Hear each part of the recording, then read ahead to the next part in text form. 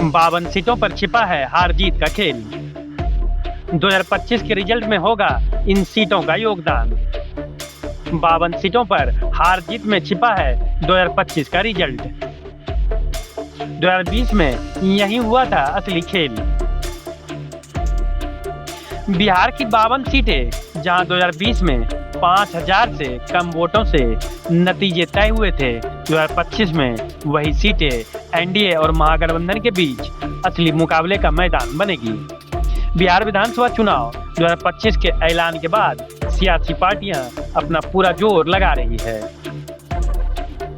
मगर इस बार के विधानसभा चुनाव में जीत की चाबी ये 52 सीटें हो सकती है, जहां 2020 के विधानसभा चुनाव में 5000 वोटों से भी कम अंतर रह गया था। ये सीटें इस बार दोनों ही दलों के गठबंधनों के लिए निर्णायक चुनावी रणभूमि साबित हो सकती है, क्योंकि इतने करीबी मुकाबले से इतना तो जरूर तय है कि बिहार में वोटर अब पूरी तरह बारीकी से तय करते हैं कि कौन उनके इलाके की नुमाइंदगी कर सकता है। 2020 में क्या रहा था समीकरण? साल 2020 के विधानसभा चुनाव में राजद 75 सीटों के साथ सबसे बड़ी पार्टी बनकर उभरी थी। वहीं बीजेपी ने 74 सीटें हासिल किया था। पूरे गठबंधन की बात करें तो एनडीए को 125 सीटें मिली थी, जबकि महागठबंधन को 110 सीटें मिली थी। इन सभी 52 करीबी मुकाबले वाली सीटों में से राजद ने 15 सीटें, कांग्रेस ने 9 सीटें, वाम दलों जैसे सीपीआई, सीपीएम, सीपीआई-एम ने एक सीटें हासिल किया था।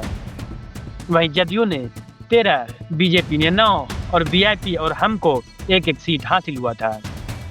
कौन से सीटों पर कम रहा वोटों का अंतर? हिलसा में एनडीए ने 12 वोटों से जो जदयू का प्रत्याशी था, बरबीघा में एनडीए से 133 वोटों से जो कि जदयू का प्रत्याशी था, रामगढ़ में महागठबंधन ने 189 वोटों से जीत हासिल किया जो कि राजद के प्रत्याशी थे। मटिहानी में लोजपा ने 333 वोटों से, भोरे में जदयू ने 462 वोटों से, डेहरी में आरजेडी ने 464 वोटों से, बछवाड़ा में बीजेपी ने 484 वोटों से, चकाई में निर्दलीय उम्मीदवार ने 581 वोटों से, कुर्नी में राजद ने 712 वोटों से, बकरी में भाकपा ने 777 वोटों से और परबत्ता में जदयू ने 951 वोटों से जीत हासिल किया था।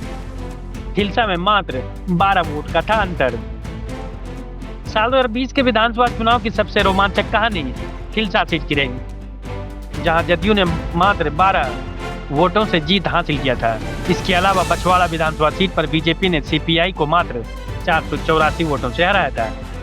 ऐसे कई सीटें थी जहां जीत हार का फैसला सिर्फ 100 वोटों में सिमट कर रह गया था, जिससे दिखाता है कि बिहार की राजनीति कितनी कठिन हो चुकी है। लोकसभा चुनाव 2024 ने दिखाया था नया रुझान। साल 2024 के लोकसभा चुनाव में इन 52 सीटों पर मतदाताओं का झुकाव थोड़ा बदला नजर आया।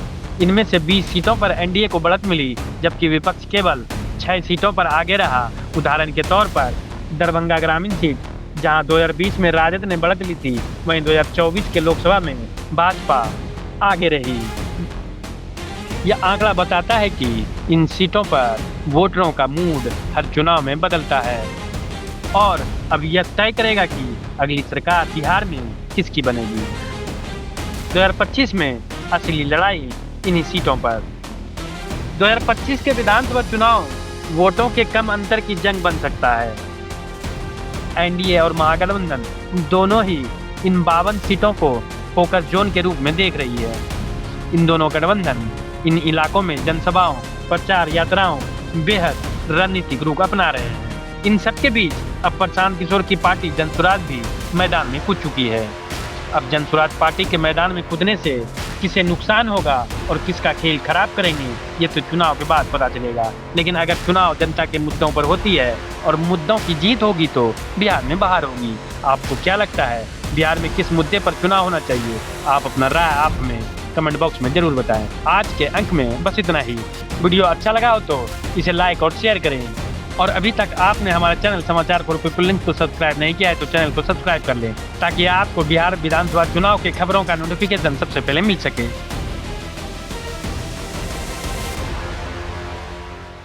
तो एक बार खड़ा होकर के इनका अभिनंदन करिए। आजकल नीतीश कुमार जी पकड़ुआ मुख्यमंत्री हो गए। जंगल राज वालों के झूठ और धोखे, उससे आगे भी सावधान रहना बहुत जरूरी है।